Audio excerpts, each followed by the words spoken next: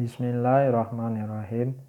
Assalamualaikum warahmatullahi wabarakatuh. Alhamdulillah. Allahumma sholli ala Sayyidina Muhammad wa ala ali Sayyidina Muhammad.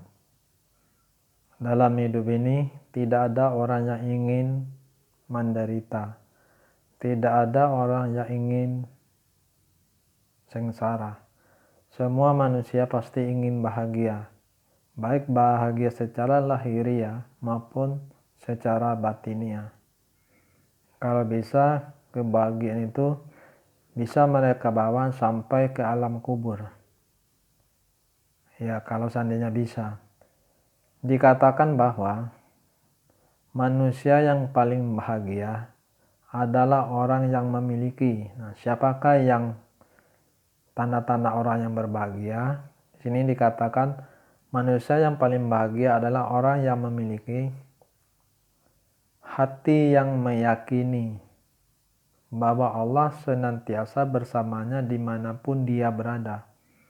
Jadi yang pertama, dia meyakini Allah ada bersamanya dimanapun dia berada. Ya, ini dari hati, bukan dari logika ya, dari hati kecilnya. Bahwasanya setiap tindak tanduk dia, setiap perkataan, ucapannya itu diketahui oleh Allah. Allah itu maha melihat, Allah maha mengetahui apa yang tersembunyi maupun apa yang sudah dilakukan. Semua Allah tahu. Jadi dengan kita meyakini atau dengan hati meyakini Allah itu ada di samping kita dan melihat perbuatan kita, melihat tingkah laku kita, dan mengetahui ucapan kita, maka kita harus lebih berhati-hati. Jangan sampai kita menyinggung hati orang lain, jangan sampai kita mengucapkan kata-kata yang tidak pantas, yang tidak senonoh. Jangan sampai kita bertindak, melanggar apa yang telah dilarang oleh Allah. Na'udzubillah min dzalik. Jadi yang pertama itu hati yang meyakini bahwa Allah senantiasa bersamanya dimanapun dia berada. Jadi hadirkan Allah di dalam hatinya. Insya Allah kalau hati bisa merasakan kehadiran Allah, kita akan lebih semakin mendekatkan diri kepada Allah. Jadi kita istilahnya tidak bermacam-macam, tidak melakukan hal yang aneh-aneh karena ada Allah di samping kita.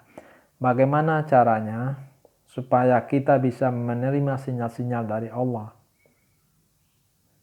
Ya, supaya kita dituntun oleh Allah, bagaimana caranya? Yaitu dengan memperbanyak zikir la ilaha illallah atau zikir-zikir yang lain-lainnya. Dengan zikir la ilaha illallah, kita membersihkan hati kita. Ibaratkan sebuah kaca, itu hati harus kita bersihkan sesering mungkin. Jadi tidak ada lagi debu yang menempel, yang menutupi permukaan kaca tersebut. Sehingga begitu kita melihat kaca itu tampak bayangan kita. Jadi mari kita bersihkan hati kita dengan membaca atau dengan berzikir la ilaha illallah. Dengan puasa pun boleh. Dengan membaca Al-Quran pun bisa.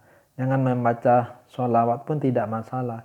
Yang penting kita berzikir kepada Allah. Kita ingat. Kita selalu menyebut nama Allah. Insya Allah, Allah pun akan ingat kepada kita.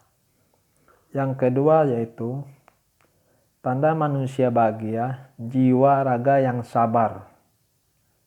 Badan yang sabar untuk menjalankan ketaatan dan menerima ketetapan Allah. Ya, badan yang sabar untuk menjalankan ketaatan. Kita ambil contoh sholat subuh. Di saat orang lain sedang tidur, di saat kita enak-enakan tidur, berkumandanglah azan. Hati ingin sholat, tapi terkadang anggota badan tidak mau diajak kerjasama. Mata rasanya masih mengantuk, badan rasanya berat mau melangkah, dan sebagainya. Tapi kalau seandainya seluruh anggota badan kita bisa bekerja sama, artinya mau melaksanakan perintah Allah tadi, insya Allah kita bisa melaksanakan sholat subuh tanpa malas-malasan atau tanpa disuruh-suruh. Dan kita menerima ketetapan Allah, apa yang sudah ditetapkan, yang sudah digariskan oleh Allah. Nah, itulah yang terbaik bagi kita. belum tentu apa yang kita cita-citakan, apa yang kita idam-idamkan itu yang terbaik menurut Allah. Tapi yakinilah apa yang sudah ditentukan oleh Allah, itulah yang terbaik bagi kita. Itulah yang diridhai oleh Allah. Umpamanya sakit. Kalau memang sakit merupakan jalan yang terbaik untuk pengampunan dosa kita, kita tidak usah ngomel, kita tidak usah yang aneh-aneh, tapi kita syukuri. Kita syukuri itu sebagai tanda kasih sayang Allah kepada kita, kita masih diampuni dari dosa-dosa kita.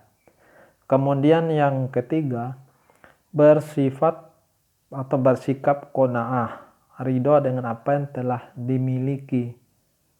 Ya. Ridho dengan apa? Pemberian yang telah diberikan oleh Allah. Seberapa banyak rezeki yang telah kita terima dari hasil kita bekerja. Semua orang bekerja, semua orang berusaha, pasti menginginkan hasil yang berlimpah. Pasti menginginkan hasil yang banyak atau yang lebih.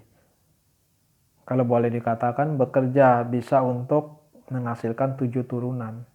Ya.